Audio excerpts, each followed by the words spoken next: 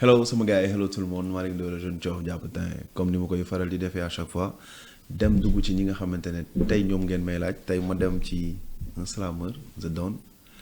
Je pense que c'est la première fois sax may interviewer un slameur maa ngi lay nuyu di la ziar di la dalal fii ci Seneweb. waaw di la remercier vraiment ci invitation bi Malick. di am mbégte vraiment ñëw ci plateau bi.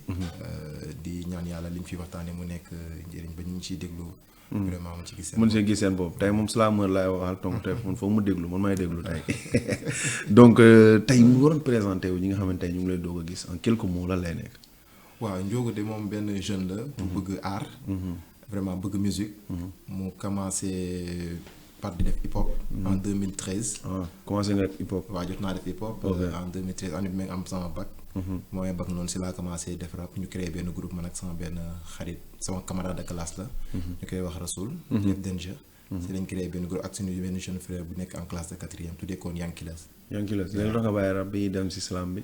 Oui, mais parce que rap bi à un moment donné déjà avec les études c'était un peu compliqué. Le temps. Mais aussi rap bi à un moment donné je voyais que ça ne collait pas avec ma personnalité quoi. Avec mon image je veux dire. Bonne genre de personnalité. Bonne image dama cool de trop pour être nga cool trop dama cool quoi. man sama texte rap sa doon am ay jàpp xam nga dama doon clash dama yaru woon de trop ci rappeur quoi. Pourtant je suis un grand fan de Tupac nag. Ah ouais waaw man damay déglu Tupac. dafa mel ni yow lyrics yi moo lay gën a. waaw mais c'est ça man lyriciste man moom vraiment même ci rap Galsen bi sax man bindkat yi laay gën a déglu. comme Karbala. Kese one. waaw mais mos naa gis benn jour seen benn interview. day ñëwaat ci texte mi mais j'avais beaucoup aimé. Kese dama koy déglu waaye man j'aime bien technique d'écriture am dafa may. lan ban son moo la gën a faj si Kese. Kese son clash bu mu defoon ak kii. Hekil Hekil ok mooy bu mu defoon kii Throne Empire. ok Throne Empire boobu neex na ma trop ak kii beneen bi correction. waaw kooku moom respect quoi. waaw donc The Don la. depuis combien de temps yaa ngi si métier bi. ci slam bi. waaw slam bi bon depuis 2016 je peux dire. 2016 son premier morceau maa ngi koy tuddee woon M23. ok M23. M23 waaye. ça parlait de quoi M23. 23 juin. les événements du 23 juin coow li. waaw nga bind ko ma bind ko bon à l'époque comme maa ngi soog a def droit bi maa ngi nekk en deuxième année. et puis ma xaw a lire aussi. ouvrage Nicolas Machiavel ak yooyu. donc après nga xool si situation M23 bi la moo ko waral. léegi après boo ci gëstoo et tout da ngay ma toog ma ne il faut que ma def loo xamante ne vraiment dafay. day riche ba pare day laal société bi voilà. ok mais nan nga découvrir slam parce que transition bi de rap à slam. waaw amour bi nan la duggee ku la inspiré nga def slam. ok bon slam dama doon yàgg di déglu Grand Corps Malade par contre. donc dama doon déglu. père dama doon dégg Grand Corps Malade et puis dama doon xool man tamit ni ma doon bindee. dama ne li man su ma dugg ci slam bi du metti quoi. parce que vraiment comme dama tàmm bind man. ma ne slam bi je pense que ça doit pas poser de problème en plus slam bi collé na trop ak sama image. après si laa commencé ne. xam nga da nga cool quoi nga ne. waaw dama posé ma def cool quoi waaw. donc Grand Corps Malade. lan moo tax Grand Corps Malade pourtant y a d'autres slameurs. lan moo am lu spécial ci Grand Corps Malade ba moom mu lay inspiré. oui mais aussi façon d'écrire ak aussi intonation bi. ak technique yi nga xamante ne moom lay utiliser. comme am na benn morceau boo xam ne daf ma marqué mooy kii bi comment le titre. walla maa ngi. non madame nag moom sama jabar moom Grand Corps Malade rek. Grand Corps Malade waaw Grand Corps Malade Roméo et Juliette. Roméo et Juliette ça parlait d'amour en fait. ça parlait d'amour waaye. mais yow ban thème ngay gën a nekk à l'aise parce que gis naa sa benn son yaa ngi wax amour et tout. waaw j'aime bien écrire nag ci amour. waaye nekk naa ci à l'aise trop. pour ma bind ci amour loolu. am nga jabar wala da ngay dund lox wala nu mu demee noonu. non aw ma jabar nag. waaw mais loolu dama koy dund waaw. yaa ngi mbapat quoi. waaw bon. am nga kii wala. instant bi non instant bi moom. amoo kon yow fan ngay jëlee sa inspiration suy bind si amour. amoon dama doon am et tout quoi mais et tout expérience gi ma ci tudd ci. loolu laa doon xam donc yow sa expérience moom ngay bind. moom laay bind li ngay dund moom ngay bind ci lépp. si moom laay bind ci lépp. d'accord sama expérience rek. d'accord sa premier texte yaa ngi koy fàttaliku. M23 bi. oui. mën nga si ñëwaat tuuti. la société nous donne des droits tout en nous réclamant des devoirs. Nos droits sont souvent bafoués par la force du pouvoir. Dans la quête d'un état de droit où le cri du peuple devient un danger notoire. Le pouvoir rend fou, mais le pouvoir absolu rend absolument fou. Voulant gérer le juste milieu s'appuyant sur des pratiques dignes d'un prince, alors que le principe de la démocratie ne peut être laissé en reste de l'hémicycle où nos représentants font foi à leur caisse. Un cadre électif, oui, un minimum bloquant qui allait bloquer la majeure partie des voix. Je me déclare dès lors la voix des sans voix. kon nii moom nga déclaré sa bopp nii. la voix des sans voix loolu laa duggee ci salaam bi. moom nga duggee ci salaam. waaw parce que engagement dafa ma neex texte engagé man j'aime bien parler des problèmes sociétaux et aussi de l'injustice damay dénoncer waaye. te lépp si day rejoindre tam li ngay dund. waaw di rejoindre li may dund waaye. da nga wax si pouvoir wax si injustice wax si affaire yu bëri. te jamono jooju loolu lañ doon dund. waaye léegi changé nañu régime. waaye changé nañu régime waaye alternance am na c'est vrai que lu ñu jotoon dund ci régime bi bëri na ay mbir yu bëri yoo xamante ne injustice bëri woon na ci donc mu nekk loo xamante ne moom la nguur gi fi nekk doon ko xeex. mais c'est bien mais aussi actuellement peut-être aussi c'est trop tôt parce que man je l'ai une fois écrit bind naa ko ci page Twitter mooy une indignation elle est successive et non sélective. Une indignation. waaw elle est successive. Elle est successive. mais ce n'est pas sélectif. C'est-à-dire c'est pas parce que tey man ni ma defee M23 ba critiquer à l'époque le président Abdoulaye Wade bi nga xamante ne mooy président bi ma gën a bëgg. yaa ko critiqué. waaw man daal ci M23 parce que waaw dama critiquer projet de loi boobu mu doon def à l'époque. waaw mooy ticket 25 minimum bloquant bi. donc ci Macky régime Macky demoon naa bay génne benn mosu tuddee ko Picsou. mais jotuma ko woon génn Picsou. Picsou bu yàgg ba. waaw mais Picsou dessin animé. waaw dessin animé mais kii laa ko def dama joué ci Picsou bi naroon ko def piqué maanaam piqué les sous quoi. boobu maa ngi doon dénoncé ci malversation bi ci gestion de l'échec bi. c'est intelligent. waaw noonu laa naroon bind mais na texte boobu jotuma ko génnee. ok bii aussi dama ne régime bii nii ñoo ngi soo ko démarré.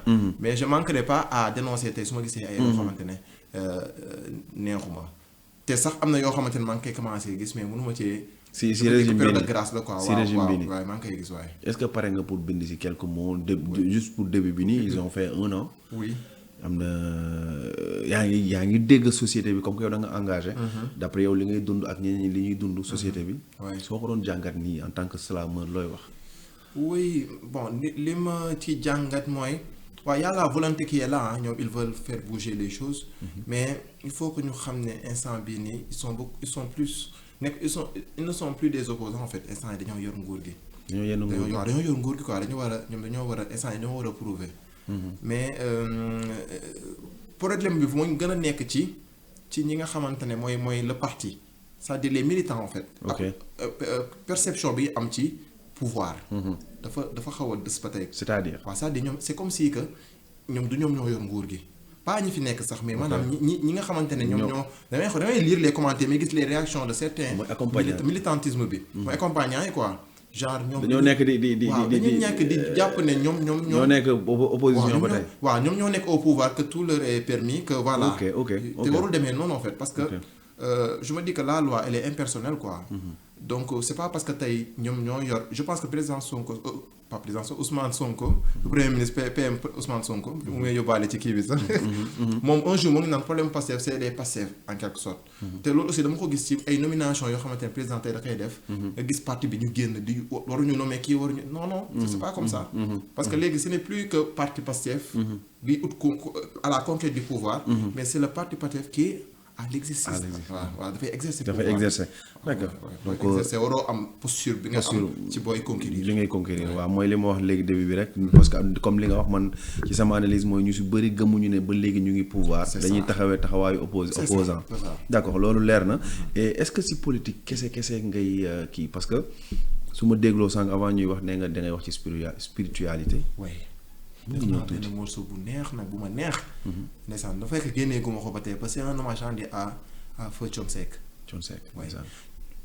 Thione Papa Thione dafa def benn morceau boo xamante ne daf ma laal bu tuddoon Rapace waaw ci projet CEDEAO bi la nekk moo ngi koy def ak Dip que salut au passage Dip aussi di dund gis vraiment un gars très cool vraiment donc mu def ko Dip def ko yeneen artiste quoi léegi bu ma ko defee ma déglu ko son boobu benn guddi ma ne lii il faut que ma bind ci man nag noonu laay xaw a bindee tamit gis nga même Idole am naa morceau slam bi ma tuddee Idole mais ce morceau là aussi je l'ai fait après avoir regardé la série Idole ma ne dama ciy bind dafa intéressant donc noonu laa defee l'épervier comme Rapace la defoon ma ne Rapace l'épervier rapace la ci famille rapace la bokk. aigle ay yooyu mooy yooyu. donc ma ne xaaral ma tuddee ko l'épervier mooy son boobu mu naan ce grand épervier venant du firmament. il retournera avec beaucoup d'âme.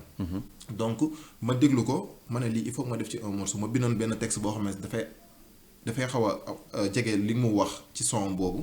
ma jël ko def ko ak featuring ak ATK ma koy saluer moom tamit c'est un jeune artiste bu dëkk sama secteur. ak Magui c'est une copine. ak Toumani aussi. Toumani moom tamit yaa xam Toumani. voilà tamit woy sama xarit la. kooku sama ñun ñoo bokkandoo école de football. donc maanaam dañu yàgg quoi. côté spiritualité. waaw ça parlait boobu nag ça parlait de la boo xoolee si son boobu sax ça parlait de la mort en fait. de la mort waaw mais dama ko def métaphore. ma yemal si dara. mun nga ñëw si mort parce que tey dama bëgg parce que tu es jeune je suis jeune. dañ jógee si politique. ñëw si spiritualité après dinañ dem si leneen. côté spiritualité mort. pourquoi mort léegi mort lu mu lay kii la mort. mais parce que mooy fi c'est-à-dire ku bañ a dee rek nga bañ a dund quoi xam nga ku bakkan bu ñan dund. am na gars yi ragal dee de. waaw. baar boo ko suñu ragal dee. non. lu tax non parce que dafa nekk loo xamante ne du jaasit quoi. am ñu fi jógee tamit gënuñu leen. donc je me dis chaque fois ku sa heure jot rek da ngay dem quoi. ne ma toogee di xalaat ma ne mais ma dégloo son Papa Thione bi ma ne non lii nii il faut que ma am lu ma ci wax par rapport ak tey. ñu ñuy dundee quoi. xam nga ñiy dund mel ni ki ba nar a fàtte dee. te pourtant dee moo ngi taxaw di suñu kanam.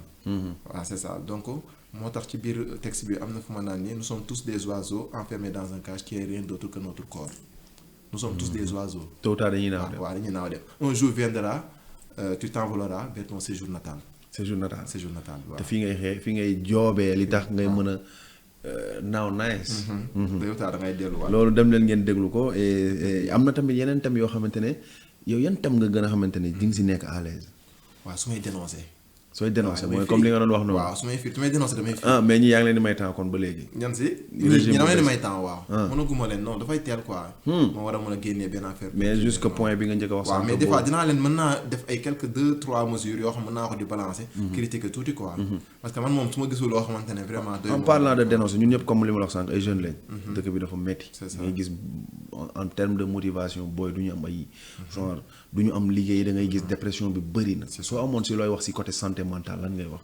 oui c'est vrai que instant bii nii recul dafay bëri recrudescence dafa am quoi côté parce que jusqu'à présent si tu emploies des jeunes yi parce que tey dëkk bi dëgg la lépp bu ñu wàññee bu fekkee sax dund bi cher na et tout mais tey bu fekkee y a pas le pouvoir d'achat bu fekkee gars yi liggéey ñu amuñu lu ñu jàpp tey du ñu mën a dem di jënd et tout pour mën a vivre donc actuellement nii moom vraiment taux de chômage bi dafa bëri te yaa ngi si waajal tamit wax ak affaire yooyu noonu. woy bëgg naa ko vraiment bëgg naa ko mais côté santé mentale nag aussi.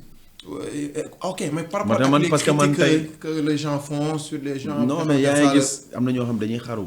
ah oui mais parce que aussi luy waral loolu souvent xam nga nit yi da ngay nekk ak nit mais doo xam réellement des fois nit ki li nga xamante ne moom lay dund naan l'enfer c'est les autres loolu la. l'enfer c'est les autres. ok waaw loolu la mais c'est-à-dire les critiques yi nga xamante ne ñoo ngi koy def ci nit ki. mu koy encaisser des fois nii mu koy encaisser di dem ba nga xamante ne dootu gëmati boppam. bu dem ba nga xamante ne saa su toogee mu ngi xalaat ne kii li la may wax. donc xaaral ma def nii xaaral ma di sóoraale nit ki quoi. loolu mooy tax ba day estime de soi bi ngay am. day wàññeeku ba pare da ngay dem ba da ngay dootoo gëmati sa bopp. lu bëri loo ko bëggee da ngay hésiter. donc loolu mooy waral des fois bu fekkee da nga émotif nga xamante ne yow mënoo dékku moo tax àdduna nag dafa am solo nga mën a dékku. waaw man moom mais dékku yombul de. waaw man moom mooy sama force. yow waaw noo def ba am loolu. miis dama xam ne àdduna ak bànneex ak nakar ñoo ànd mais man dama teel a jël nakar teg ko xam ne lépp li nga ñëw loo xamante ne da ngay doon réceptacle da nga koy mën a dékku pour mën a avancer en fait. da nga koy dékku parce que il faut nga am militaire il faut nga am moyen de militaire quoi military mind. da nga def militaire. waaw defuma ko mais dama ko teel a kii sama bopp en fait dama ko teel a. tey jeune bu lay seetaan loo koy conseiller si loolu noonu comme ça mu mën a am même mindset que yow. mais mu muñ waaw dafa baax. nee na muñ en premier. pourquoi muñ. waaw mais jullit dafa war a muñ sax. inna laaha maa saabari. waaw donc yàlla mooy ak ñi mën a muñ ñi muñ. donc man mu gëw ma man mu métti rek nga xàddi man pour man bu méttee war nga mën a toog. nga jaayante ko. nga toog gëm ne vraiment balaa muy neex faa mu. foog mu métti donc ci noonu nag mooy tax nga mën a avancer ci noonu ngay mën a tax nga xam nga gis. ngay jàng quoi ci say parce que dama ko gis en fait man sama expérience personnelle. waaw c'est-à-dire yow ban genre expérience. waaw dund naa ay affaires yoo xamante ne vraiment parce que man maay koo xamante ne lu tubaab doon wax la pitié c'est pour les faibles quand je parle je crie donc. la pitié c'est pour les faibles pitié quoi. pour Uh-huh, les faibles la quand pitié, je parle waaw. je crie. bugguma toog ñu may gis ñu may yërëm quoi. ok waaw man à chaque fois même quand ça ne va pas du feeñ sama kanam noonu. ok waaw bugguma kii ñëw naan ma lan la lu kii ne mais dama naan non grave Nice, te fekk quoi. day métti. day métti mais bu méttee damay toog sama toog. gérer ko. mais après su ma génnee da nga naan kii doon yóbbu day mbalak. Day mbalak, nekk ci léegi mais au fond da ngay toog benn moment affaire bi day métti boo wéetee mais bugguma di génn nit ñi di gis ne dafa am lu ma métti wala demee noonu. d'accord loolu mooy sama force. donc c'est bien parce que tey interview bi maa ko bëggee direction bi nii ñuy laale d'habitude boo ñëwee dañuy wax ci slam wax si yenn affaires yi mais nii c'est bien ñu xam sujet thème yi nga xamante ne moom ngay développer Mais j'ai beaucoup ak aimé. fan lay jógee si yow bay génn moo tax tey ma laal thème yu bëri tu Ok. vois donc Ouais. ñu ñëwaat tuuti ci slam bi parce que damay gis ne da nga ciy teg ay beat day ànd ak ay violon wala yoo xamante ne suñu instrument la est-ce que c'est bien préparé wala da nga siy job ak ñoo xamante ne c'est des genre ay instrumentalistes nga siy toog wala da ngay wut ay beatmaker ni muy demee oui ku ci mel ni Charles Deep Vibes. damay job ak moom mais moom c'est ça moom mooy composer jouer lépp. comme ça moo xam ne day Comme ça, topp même mélodie bi da lay voyager loo léegi daf may voyager lool. Ok. moom il est excellent macha allah. souvent sama morceau yu bëri moom moo ko ci moom laa koy enregistré. mais dañuy ñëw mu ñëw ma wax ko style gi ma bëgg mu ñëw jouer ko. après ñu envoyé ma ñu liggéey ci. donc vraiment mu nekk ay morceau yu ma enregistré yu bëri vraiment yu nekk yu clean macha allah. moom il est fort. donc les projets à venir ce serait lan ak lan la instant bi moom projet laa bëgg dans les règles de l'art. je veux sortir ce projet parce Mais que nag- je me dis que. ñëwal je me dis que depuis bu ma commencé xaw a nekk ci art bi bien vrai que nekkul loo xamante ne mooy sama defuma ko priorité en quelque sorte quoi des naa ko def priorité nag pour dire vrai.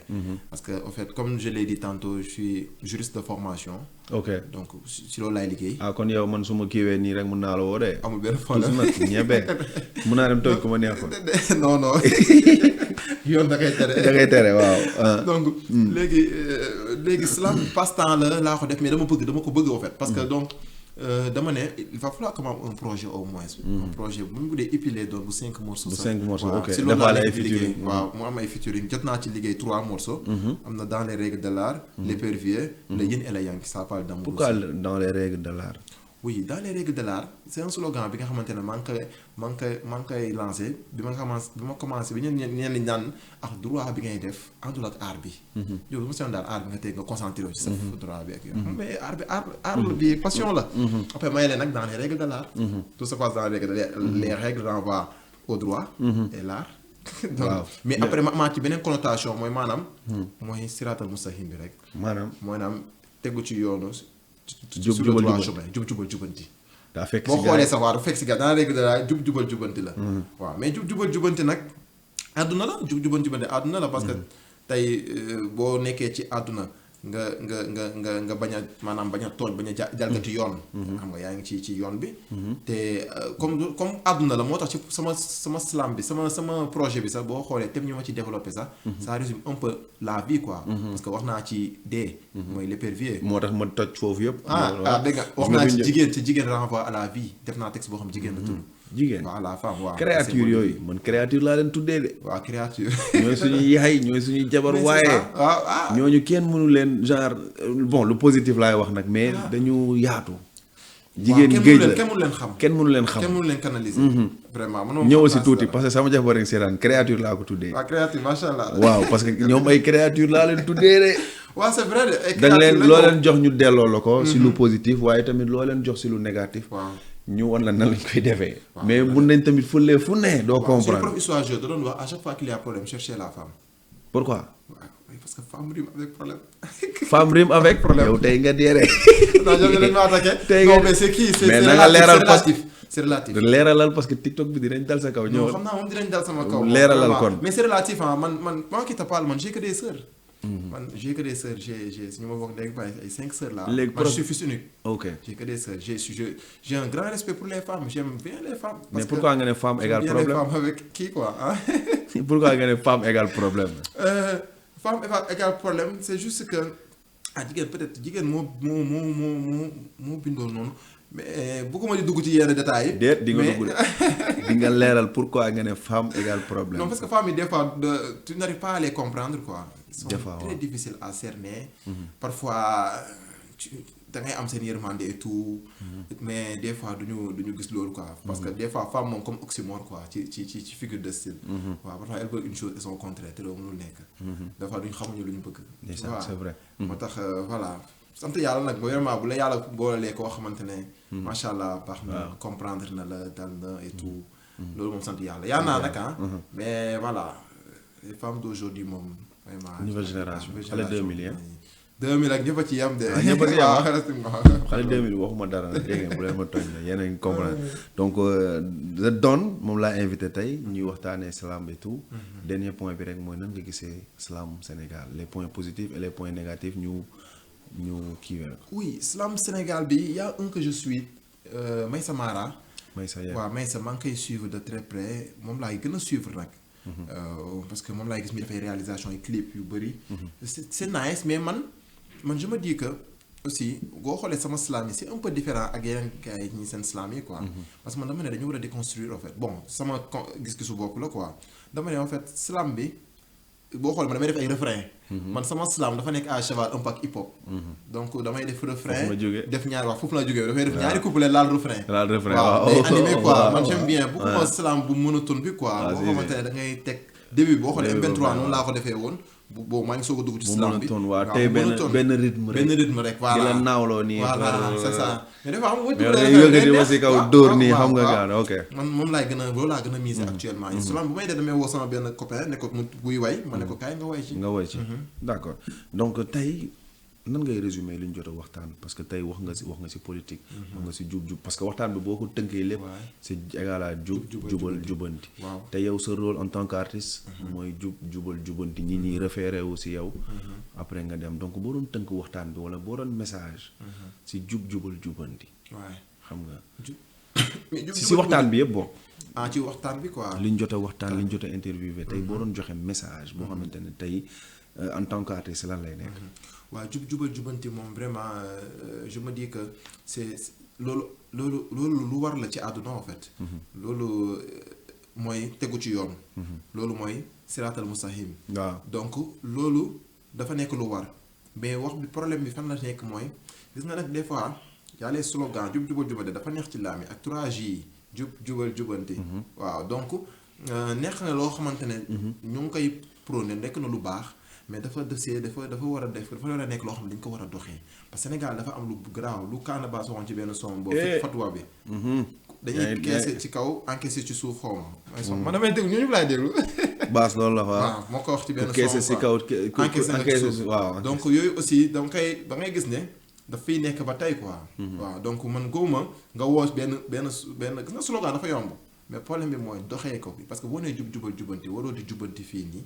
di dëngal fee. dafa war a rectiligne. donc bu rectiligne nag. warul nekk loo xamante ne. dafay nekk pour côté bi wala pour comment ñenn ñi la ñuy jubal ñenn ñi noonu duñ leen jubal parce que jubal bi day dem ba ci ñun ñi nga xamante ne ñun ñoo nekk ci ñun population bi quoi je veux dire ñi nga xamante ne ñooy lal ci trottoir yi. léegi yow da ngay dox doo am sa foo dox. doo dox waaw loolu tamit vraiment. xam nga boo ñëwee wax leen jubanti ñu ne leen non. waaw dañuy daan suñu doole donc daal teguñu ko ci yoonu jub. en quelque sorte na ñëpp jubal. na ñëpp jub bu ñu xool am na xaaj ak seen. am xaaj ak seen. ok d'accord c'est ça quoi.